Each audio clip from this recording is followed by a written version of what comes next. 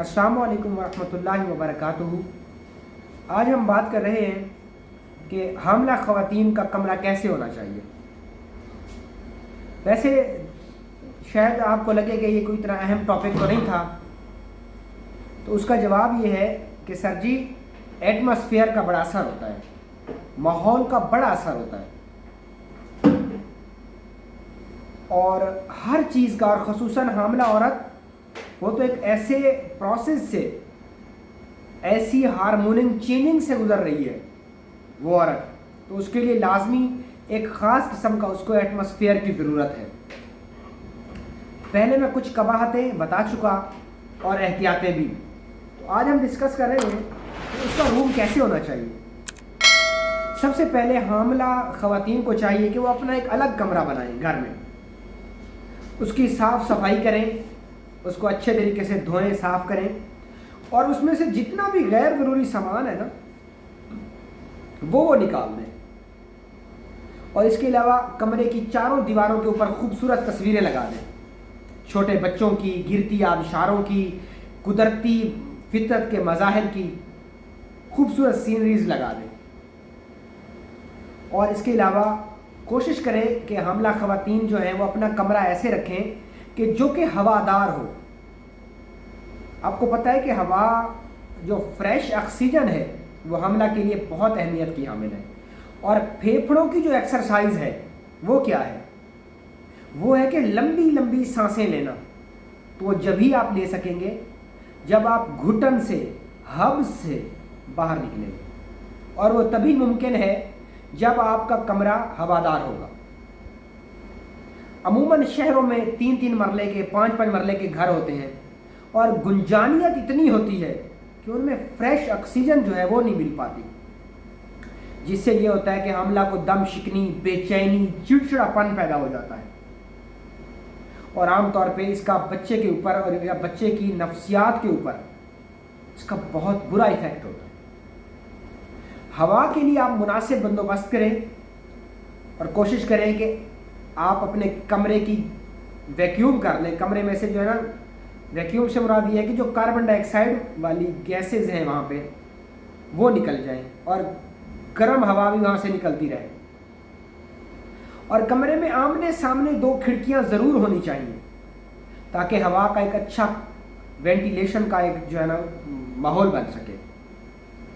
جتنی آپ کمرے میں وینٹیلیشن کا آپشن رکھیں گے اتنا زیادہ کمرے کے اندر آسانی، کمرے کے اندر ایک پرسکون ماحول ہو سکے گا، تاکہ حاملہ عورت صبح صبح جب اپنے بستر پر اٹھے تو اس کو جو صبح صبح ویلکم کہے نا، وہ ٹھنڈی ہوا کے جھونکے ہوں۔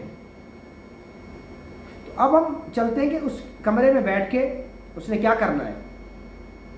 پھیپھڑوں کی ایکسرسائز کرنی ہے، اور پھیپھڑوں کی جو ایکسرسائز ہے وہ ہے تیز لمبی لمبی گہری سانسیں لینا، جس سے کیا ہوگا کہ آپ کے پورے باڈی سٹرکچر میں جتنی کاربن ڈائی آکسائڈ کی مقدار جمع ہے وہ نکل جائے گی، اور صبح صبح کے وقت پوری فضا کے اندر، کیونکہ اس وقت ٹریفک بہت زیادہ نہیں چل رہی ہوتی، اور ہمارا پورا یہ جو ماحول ایٹماسفیئر ہے وہ صاف ستھرا ہوتا ہے، جس کی وجہ سے اس کو فریش آکسیجن مل پائے گی۔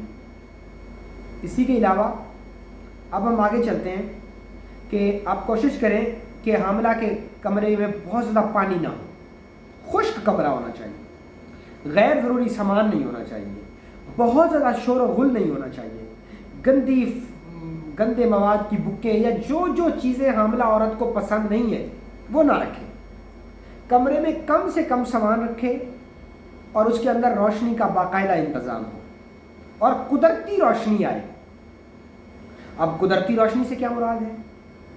میں نے شہروں میں ایسے گھر دیکھے ہیں کہ جن کے اندر کئی ہفتوں تک سورج کی روشنی آتی نہیں ہے، جس سے کیا ہوتا ہے کہ کمروں کے اندر نمی پیدا ہو جاتی ہے، اور کھٹمل پیدا ہو جاتے ہیں، یا طرح طرح کے بیکٹیریا پیدا ہو جاتے ہیں۔ تو حاملہ خواتین کو چاہیے کہ یا تو وہ چھت پہ اپنا کمرہ، دوسری سٹوری پہ اپنا کمرہ ہائر کریں، اگر دیہات میں ہے تو بہت اچھی بات ہے۔ یعنی ایک تو ہوا ہونی چاہیے، کمرہ ہوادار ہونا چاہیے، दूसरा, कमरा खुला होना चाहिए। तीसरा, कमरे के अंदर सफाई सुथराई होनी चाहिए। चौथी और अहम चीज़, कमरे के अंदर जो फालतू सामान है वो नहीं होना चाहिए। पांचवी चीज़, कमरे में बेकार और वो सामान नहीं होना चाहिए जो कि गैर ज़रूरी है। छठी चीज़, कमरे की दीवारें खूबसूरत होनी चाहिए और उनके ऊपर खूबसूरत तस्वीरें लगी हुई होनी चाहिए। सातवीं चीज़ वो ये कि हामला औरत को बाकायदा आराम करने के लिए